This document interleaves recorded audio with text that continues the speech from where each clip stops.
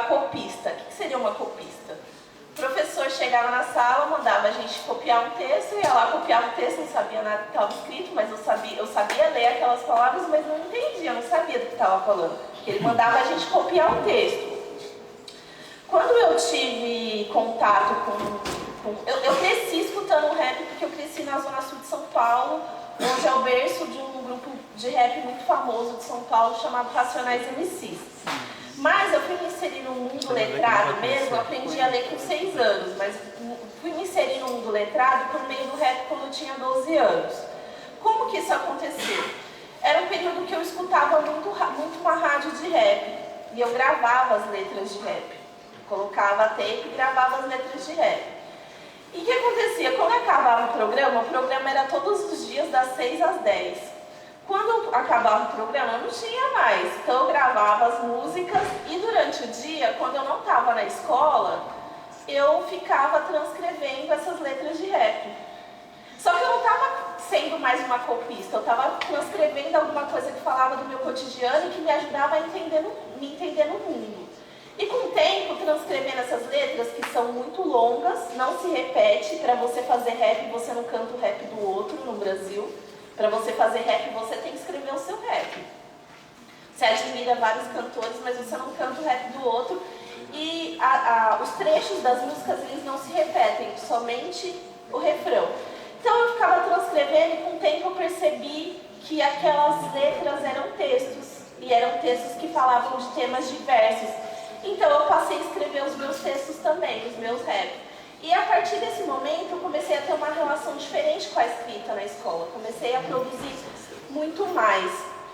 Então o hip hop, assim como o mundo religioso e várias outras coisas, é uma estratégia de letramento. Ele insere a gente no mundo letrado porque ele ajuda a gente a associar a escrita com o nosso cotidiano, aquilo que a gente vive. Então nossa escrita e aquilo que a gente escuta ou lê passa a ter sentido.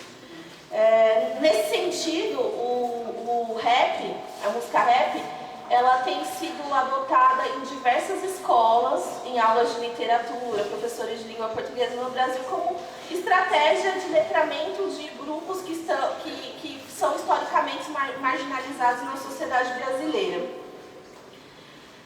Esse hip hop, esse rap, ele produz leitores da sua própria realidade.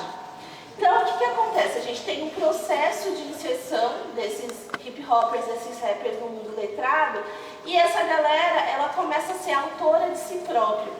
Antes a gente tinha os de fora, os jornalistas, os pesquisadores que estavam falando o que aconteceu na comunidade. A gente passa a ter atores e sujeitos da comunidade falando sobre a sua realidade, sobre a sua experiência de como ser negro, de como ser mulher, de como morar na periferia. Então esses autores de si próprios, eles começam a fazer uma disputa no Brasil, e aí também em outros contextos onde a cultura hip hop tem uma expressividade, eles começam a fazer uma disputa nas produções com os acadêmicos. No Brasil, a gente tem uma série de produções acadêmicas das universidades sobre o hip hop, porque por conta que o hip hop mobiliza diversas questões sociais para falar desse hip hop, mas a galera do hip hop também está produzindo, também está publicando livro. Então a gente tem diversos livros da geração hip hop, e aí entendendo geração hip hop não só como quem faz rap, quem faz discotecagem, quem faz grafite ou quem dança break, mas geração hip hop é aquela geração que foi formada ideologicamente pelo hip hop. Por exemplo, eu não pratico nenhum dos elementos hoje, mas eu sou geração hip hop porque eu fui formada ideologicamente pelo hip hop. Então essa geração hip hop ela vem produzindo coisas sobre o hip hop também, e vem produzindo coisas sobre sua comunidade, sobre o seu cotidiano, sobre estratégias de educação, estratégias de formação por meio do hip hop, e foram inseridos no mundo letrado por meio do hip hop. E aí a gente tem vários